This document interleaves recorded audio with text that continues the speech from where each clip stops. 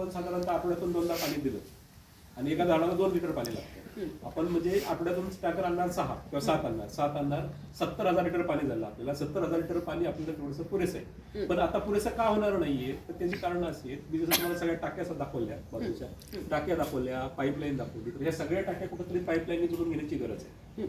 Pipeline जोडून घ्यायची गरज आहे आणि सगळ्यात वरती, सगळ्यात उंचावरती, जिथे सगळ्यात उंच भाग आहे, जिथं म्हणजे ग्रॅव्हिटेशनने पाणी खाली येईल अशा ठिकाणी एक मोठी टाकी ठेवायची गरज आहे. मी आता झाकीला आता सांगितलं, मागं पण मी आपण प्रस्ताव दिलेला आहे ह्यांना माहिती साहेबांना की आपण तिथे शेततळे किंवा रिचार्जिंग बोरचं आपण जर केलं, रिचार्जिंग बोरचं केलं आणि तिथे जर आपण पंप बसवला, पंप बसून जर तिथं पाणी दिलं तर हे जो खर्च आहे, हा खर्च आणि तुमचा रोजचा टँकरचा खर्च त्याची तफावत फार मोठी आहे. म्हणजे तुमचा एकदाच खर्च, वन टाइम खर्च आहे. पाईपलाईन पण आपल्याकडे बऱ्यापैकी आता आहे, काही पाईपलाईन करायला लागेल तर हार्डली मला वाटतं हे 5 लाखात काम होऊ शकतं. जे की टँकरला जर तुम्ही जर असं एवढ्या याने म्हटलं तर 15-20 लाख रुपये ते लागतील. तर एकाच वर्षात 5 लाखात तुम्हाला घालवायचे. ते घातल्यानंतर तुम्हाला हे लाईफ टाईम म्हणजे 10-15 वर्ष तरी तुम्हाला मोठी झाडं होईपर्यंत परत काही करावं लागणार नाही. तर ही सोय पहिल्यांदा सगळ्यात पहिली केली पाहिजे.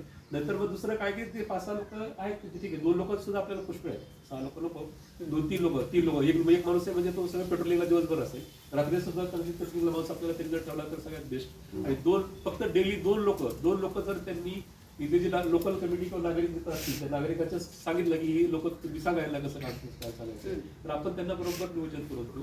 पहिली ही जी संस्था आहे आमची त्याप्रमाणे किती लोक 50 लोक तरी किंवा 25-30 लोक तरी रोजचं पाणी घालणारे इथे आहेत, स्वतः घालणारे. तर इथून खाली उचलून पाणी वरती लोक देतात. तर त्यांना जे मला माहिती आपण पाईप वगैरे आणून ठेवलेले आहेत म्हणजे जर फक्त पाईप लावायचा आहे, तुम्हाला फक्त पाणी द्यायचं आहे तर किती सोपं होणार. ह्याच्याशिवाय आपल्याला लोकसहभाग इथे वाढवायचा आहे. आपण वेगवेगळे स्कूल इथं आणतो, पुढे पण आपल्याला स्कूल आणायचे, लोकांना आणायचे आणि ज्या लोकांनी संस्था झाडं लावतील त्या संस्थांनी पण त्याच्यात जीवदान करून ते करायचे. साधारण 3-4 लोक आपल्याला 3-4 लोक. आणि जर हे मी म्हणतो हे जर त्यांनी करून दिलं म्हणजे लाईट त्यांचे मीटर आहे इथे तर त्यांनी त्यांनी पैसेच भरलेले नाहीये, तो बंद आहे. तर ही पाईपलाईनला जे काही लागतील खर्च ते काही CSR मधून तुम्ही म्हणता त्या हे सगळं करण्यापेक्षा जर CSR तिथं आपल्याला फंड दिला त्याप्रमाणे जर आपण काम केलं हा परमनंट होणार आणि यानंतर मग आपल्याला पुढे पाणी हा प्रश्न कायमचा सॉल्व्ह होणार.